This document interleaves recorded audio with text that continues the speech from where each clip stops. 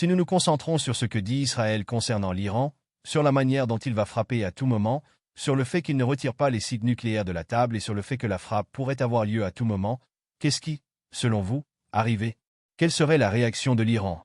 Et peut-être pourriez-vous nous donner un peu de contexte sur ce qui est exactement possible ici et ce qui se passerait si cette décision et cette menace incroyablement catastrophique et dangereuse menaçaient Israël et les voix puissantes du côté américain. Nous avons Donald Trump et les élites qui soutiennent Donald Trump qui appellent également au ciblage le plus intense de l'Iran, en particulier au niveau nucléaire. Eh bien, tout d'abord, le régime israélien ne peut pas causer autant de dégâts au programme nucléaire parce que, pour l'essentiel, et tous les éléments clés de celui-ci sont profondément souterrains. Et donc, les dégâts, il pourrait faire des dégâts qui auraient, disons, surtout une valeur de propagande.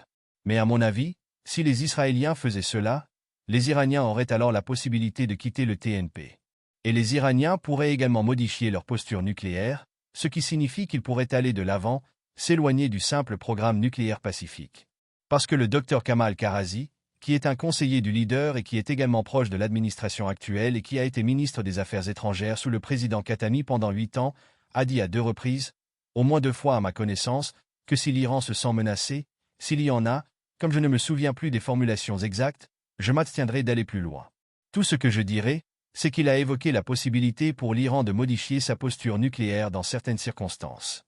Disons qu'il y a une menace nucléaire ou qu'il y a peut-être une menace contre le programme nucléaire iranien.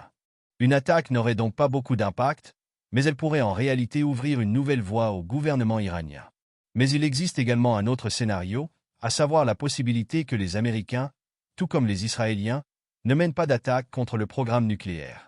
Et puis les Américains disaient ensuite, oui, les Israéliens voulaient faire cela, et nous les avons encouragés à ne pas le faire. Nous leur avons fait pression pour qu'ils ne le fassent pas. L'attaque a donc été très limitée et les Iraniens n'ont donc aucune excuse pour riposter, quelque chose comme ça. En d'autres termes, faites comme si c'était le cas, les Israéliens voulaient faire cela, mais ils nous ont écoutés, et donc maintenant les Iraniens ne devraient pas riposter, ce qui n'est pas le cas, si tel est le cas, si tel est le plan, cela ne le fera pas. Travail. Les représailles iraniennes seront très importantes, et bien plus importantes que la frappe israélienne. Et je pense que ce sera différent de la grève à laquelle nous avons assisté la semaine dernière. Mais imaginons que les Israéliens aient effectivement mené cette attaque, ou une attaque contre, disons, l'industrie pétrolière iranienne ou d'autres infrastructures clés. Le programme de missiles et les programmes de défense sont tous assez, très bien protégés, car il faut garder à l'esprit que les Iraniens ont toujours été préoccupés par l'agression américaine. Ainsi, au fil des années, l'Iran a construit une grande partie de ses infrastructures en profondeur, comme nous le voyons au Liban, au Yémen ou en Syrie. Les frappes aériennes menées par les Israéliens touchent généralement des dépôts de munitions pour armes légères. Ils provoquent de gros incendies, mais ils ne sont pas vraiment importants.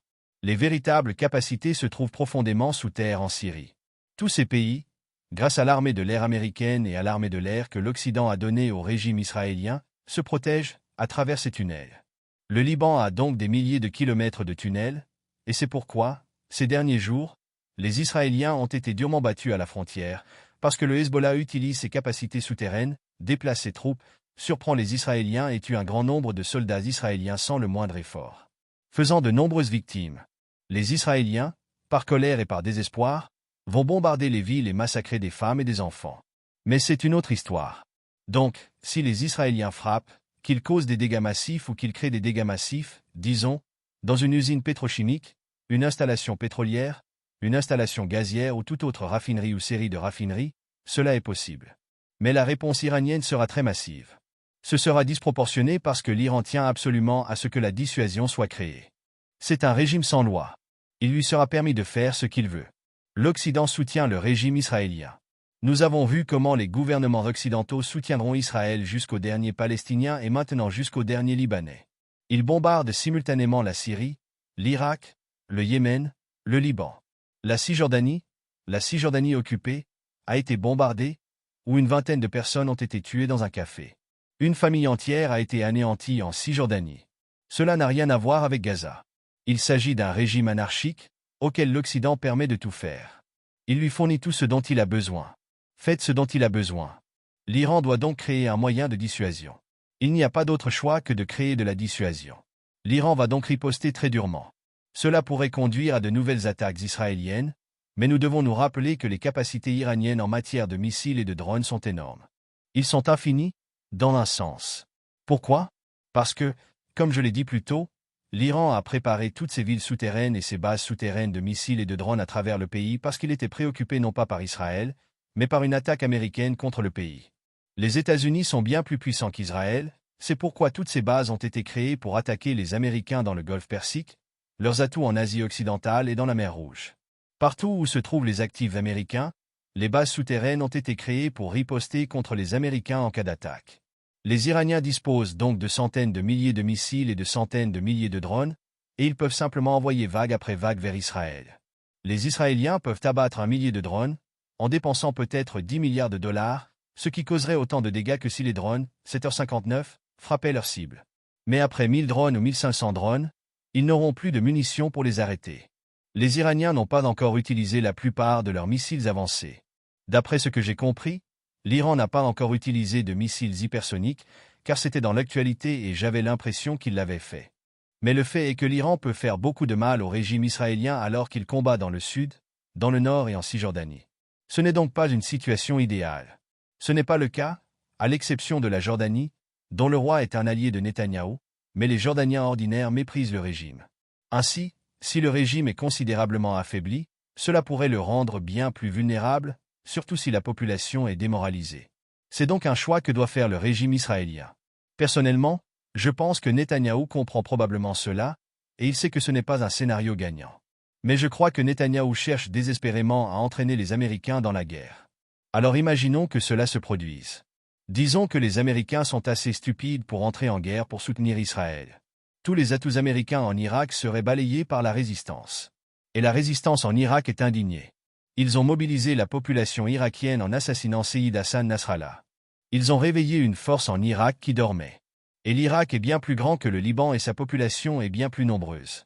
Cela unit également les gens d'une manière que nous n'avons jamais vue auparavant. Ils seraient donc balayés en Irak.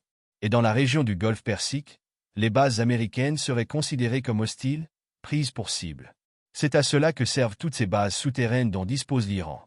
Mais plus important encore, les régimes qui hébergent des bases américaines seront considérés comme hostiles et seront également ciblés. Ils ne peuvent pas prétendre qu'ils sont neutres. Ils peuvent dire que nous sommes neutres et que nous n'avons rien à voir avec cela. Non, ils ont des bases américaines là-bas. Ces bases sont utilisées par les Américains contre l'Iran, qu'ils l'admettent ou non. Lorsque les Iraniens ont mené les 2 attaques contre Israël, les installations radars américaines dans la région du Golfe Persique et en Turquie ont été utilisées pour aider la marine et l'armée de l'air américaine ainsi que les Israéliens à abattre des drones et certains missiles. Si cela se produisait, ces installations pétrolières et gazières seraient détruites. Tankers, tout serait détruit. Et cela conduirait à un effondrement économique mondial. Et cela changerait la vie de chacun, partout dans le monde. Et des millions de personnes seraient en déplacement. Et si quelqu'un dit, eh bien, les États-Unis sont trop puissants, ils ne pourraient pas vaincre Ansarullah dans la mer Rouge. Alors, comment vont-ils vaincre les forces combinées de la résistance en Iran, en particulier dans le Golfe Persique? Quiconque regarde le Golfe Persique verra que l'Iran a accès à tout le Golfe Persique. Toutes les installations pétrolières et gazières des bases occidentales sont toutes très proches de la frontière iranienne. Ce serait donc le pire des cas. Ce serait catastrophique. Et j'espère que nous ne verrons pas une telle chose parce que cela conduirait à une dépression économique qui, je pense, serait bien pire que celle que nous avons connue en 1929. Oui, professeur Morandi, et l'Iran promet en effet qu'un tel résultat se produirait parce que non seulement a-t-il les capacités d'aider à précipiter cela s'il doit le faire en état de légitime défense, mais c'est aussi simplement une qualité inhérente de ce qui se passerait si Israël devait frapper de cette manière. Mais je me demande, professeur Morandi, si vous pourriez. Ce dernier scénario que j'ai expliqué était lié à une implication américaine. Si c'est entre Israël et l'Iran, comme je l'ai dit, la réponse iranienne sera bien plus forte que n'importe quelle frappe israélienne. Mais si les Américains réagissent ou s'impliquent, alors je pense que nous aurons une guerre qui aura des conséquences sans précédent. Oui, en effet. Je suis curieux de savoir ce que vous avez pensé des rapports si vous les avez vus. Les grands médias occidentaux sont actuellement très confus quant à la manière d'évaluer les capacités de l'Iran, en particulier après la salve de missiles iranienne d'octobre. D'un côté, le Washington Post admet que des cibles ont été touchées, des cibles militaires ont été touchées par l'Iran. Mais ce qu'ils prétendent, c'est que l'Iran a épuisé ses capacités dans le sens où il a essentiellement révélé tout ce qu'il pouvait faire. Le Guardian, de son côté, a déclaré que non seulement l'Iran n'avait pas révélé tout ce qu'il pouvait faire, mais que le fait qu'il ait pu frapper Israël sans montrer toutes ses capacités démontrait que l'Iran pouvait avoir la capacité de faire ce qu'il a fait sur le territoire israélien. Le 1er octobre, pendant plusieurs mois à la fois si les États-Unis et Israël s'intensifient. Professeur Morandi, avez-vous des commentaires ou des réactions face à cette apparente confusion de l'Occident? Absolument. Le Washington Post dit des bêtises. Je pense qu'ils essaient de se convaincre que la situation est en leur faveur. Nous l'avons également constaté en Ukraine. Les Israéliens étaient censés entrer au Liban à l'heure actuelle. Ils ont heurté un mur de briques et ont fait de nombreuses victimes. Le Hezbollah a eu presque, je pense, 4 victimes, d'après ce que m'ont dit des gens au Liban, 4 victimes dans les combats. C'est bien moins que ce que les Israéliens ont eu. Mais les Américains pensaient que cela serait très facile, ou du moins c'est ce que disaient les analystes occidentaux et les médias occidentaux. Leur optimisme repose sur des vœux pieux lorsqu'il s'agit du Hezbollah. Ils disaient qu'ils allaient simplement éliminer Ansarullah au Yémen. Eh bien, ils ne peuvent toujours pas utiliser la mer Rouge. Ils pensaient la même chose à propos de Gaza, que ce serait bientôt fini. Tout ce qu'ils ont fait, c'est massacrer des femmes et des enfants, mais ils n'ont jamais réussi à vaincre la résistance, qu'il s'agisse du Hamas ou du djihad islamique, même si Gaza n'est qu'un point sur la carte. Je pense donc qu'ils surestiment leurs capacités, surtout à une époque où ils investissent autant de ressources en Ukraine. Et dépenser des centaines de milliards de dollars en Ukraine également.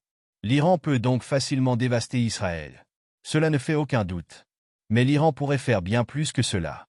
L'Iran pourrait tout détruire dans la région du Golfe Persique.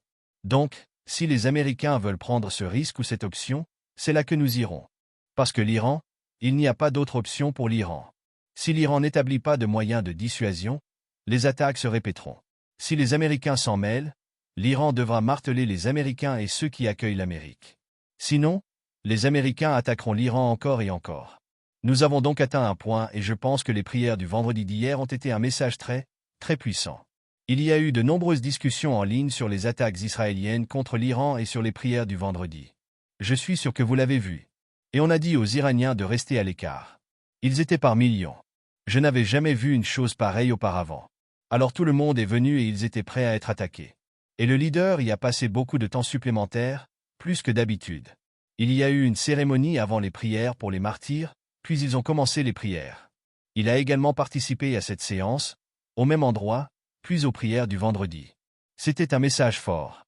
Donc, si le régime israélien attaque l'Iran, c'est à cela qu'il sera confronté, face à des gens préparés à la guerre. Il y a une indignation en Iran face à ce que font les Israéliens à Gaza. Et l'Iran ne ressemble à aucun autre pays que je connaisse. Il est prêt à défendre les Gazaouis. Il est prêt à défendre les Libanais. Il est prêt à faire les sacrifices nécessaires pour mettre le régime israélien dans une boîte.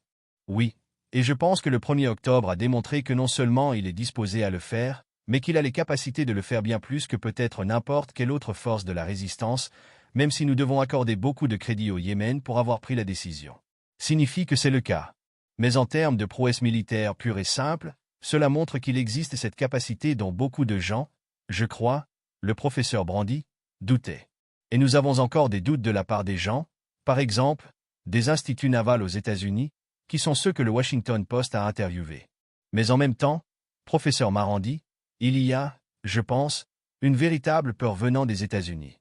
Ceux qui prennent réellement les décisions politiques et militaires aux États-Unis sont, semble-t-il, très effrayés par ce qui pourrait arriver si l'Iran était contraint de se défendre encore plus. Et maintenant, nous avons parlé de la confusion de la part du collectif occidental, des grands médias occidentaux, sur les capacités de l'Iran. Quelle est la confusion concernant les capacités d'Israël? Parce que j'ai beaucoup entendu parler de l'invincibilité de ces F-35 et du fait qu'Israël pourrait très facilement mener des frappes aériennes contre l'Iran s'il le décide. Est-ce précis? Et même s'ils parviennent à apporter une certaine réponse, quelle est selon vous la fin du jeu, étant donné que, comme vous l'avez dit, Israël est celui qui semble de plus en plus faible qu'avant l'année dernière. Là où nous avons vu, nous sommes environ un an après le début de ce génocide, nous avons vu Israël tuer beaucoup de personnes, mais en même temps n'atteindre pas bon nombre de ses objectifs déclarés. Et je tiens à souligner qu'ils sont déclarés, car ce ne sont peut-être pas réellement des objectifs, mais ils sont déclarés et nous devons quand même les prendre au sérieux. Mais professeur Marandi, votre avis? Eh bien, avant de répondre, je dois souligner qu'il existe également un autre pays auquel j'ai brièvement fait allusion, à savoir l'Irak. L'Irak d'aujourd'hui n'est pas l'Irak d'il y a 5 ans. Et la résistance en Irak, si les choses se passent bien, elle jouera un rôle énorme dans la défaite des États-Unis. Et les intérêts américains et occidentaux, comme ils les appellent en Irak, seront balayés. Et ils ne peuvent rien faire. Ils ne peuvent rien faire. L'Occident est très vulnérable dans cette région. Ils perdront tout très rapidement, notamment avec la situation en Ukraine, la situation économique épouvantable en Europe, les problèmes et les divisions des États-Unis, ainsi que les problèmes internes, les problèmes économiques. Ils ne sont pas en mesure de conquérir cette région. Mais je pense qu'il faut revenir à la première réponse iranienne. Encore une fois, comme vous vous en souvenez, lorsque les Iraniens ont mené cette frappe, que j'ai expliqué plus tôt, quelles étaient leurs intentions, qu'a fait l'Occident? Ils ont ridiculisé l'Iran. Au lieu de prendre cela au sérieux et d'y voir une opportunité de mettre fin à l'escalade, les médias occidentaux et les experts occidentaux ont tous déclaré qu'il s'agissait d'une grande victoire pour le régime israélien. Et ils ont essayé d'humilier l'Iran et ont créé un environnement propice à une nouvelle escalade, comme nous l'avons vu avec le meurtre du Martirana. Alors maintenant, si l'Occident veut continuer à prétendre que l'Iran ne possède pas ses capacités, alors je pense qu'il mène sa propre famille sur la voie de la misère. Car si l'économie mondiale s'effondre, leurs moyens de subsistance seront également radicalement modifiés. La vie de chacun sera changée. L'Iran a en quelque sorte établi un équilibre de terreur avec les États-Unis. Tout comme pendant la guerre froide, l'Union soviétique et les États-Unis avaient établi un équilibre de la terreur, les Iraniens et les États-Unis l'ont fait maintenant, les Iraniens ont établi une sorte d'équilibre de la terreur avec les États-Unis. Parce que les Iraniens peuvent riposter contre les Américains d'une manière qui entraînerait la chute de l'économie américaine. Personne ne veut ça. Comme je l'ai dit, personne en Iran, personne dans la région, personne dans la résistance ne souhaite une escalade. Mais l'Occident est résolument déterminé à l'escalade. Ils soutiennent les Israéliens à chaque étape du processus. Lorsqu'ils ont bombardé l'ambassade, ils l'ont soutenu, et ainsi de suite. L'Occident veut donc l'escalade. D'un côté, ils ont peur, mais de l'autre, ils poussent à une plus grande escalade. C'est donc une situation très, très dangereuse à l'heure actuelle. Mais l'Iran est déterminé à faire en sorte que la dissuasion soit établie. Et les capacités de missiles de l'Iran sont énormes. Ses capacités de drones sont énormes. Et je pense que si les Occidentaux ne parviennent pas à comprendre cela, ils contribuent alors à créer une situation où cela finirait très mal pour tout le monde. Encore une fois, cela remonte, je me souviens, il y a de nombreuses années, j'étais sur Al Jazeera. Les Iraniens avaient, en raison de leur bras de fer avec l'Occident, décidé d'enrichir l'uranium à 20%. C'était il y a de nombreuses années. C'était avant les 60% et tout ce qu'on a vu ces dernières années. J'étais sur Al Jazeera. Un expert nucléaire, et je ne suis pas un expert des questions nucléaires, un expert nucléaire américain est venu et a dit « C'est impossible pour vous parce que l'Iran venait d'annoncer qu'il allait enrichir de l'uranium à 20% quelques heures plus tôt. » Alors Al Jazeera m'a invité, Al Jazeera English. C'était probablement il y a 10 ans, il y a de nombreuses années, peut-être même plus d'une décennie, et probablement plus. Et il a dit « C'est impossible. Les Iraniens n'en ont pas la capacité. Il leur faudrait plusieurs mois, voire plusieurs années, pour y parvenir. » Et j'ai dit que les Iraniens le feraient de façon imminente. Parce que quand les Iraniens disent qu'ils vont faire quelque chose, ils le font. Littéralement quelques heures plus tard, ou après le spectacle, je ne me souviens pas exactement, mais 2 ou 3 heures plus tard, les Iraniens avaient enrichi de l'uranium à 20%. Donc cette sous-estimation constante de la part de l'Occident, qui, je pense, est largement liée à l'orientalisme et à un sentiment de supériorité, et rappelez-vous à quel point les missiles iraniens n'étaient pas bons, et les Iraniens exagéraient leurs capacités et tout ça. C'est ainsi que l'Occident aime croire que la situation est, ce qui est acceptable à des fins de propagande. Mais s'ils croient à leur propre propagande, cela devient alors très dangereux. Merci d'avoir regardé ma dernière vidéo. J'apprécie tout votre soutien. Cette chaîne a cependant besoin de votre aide.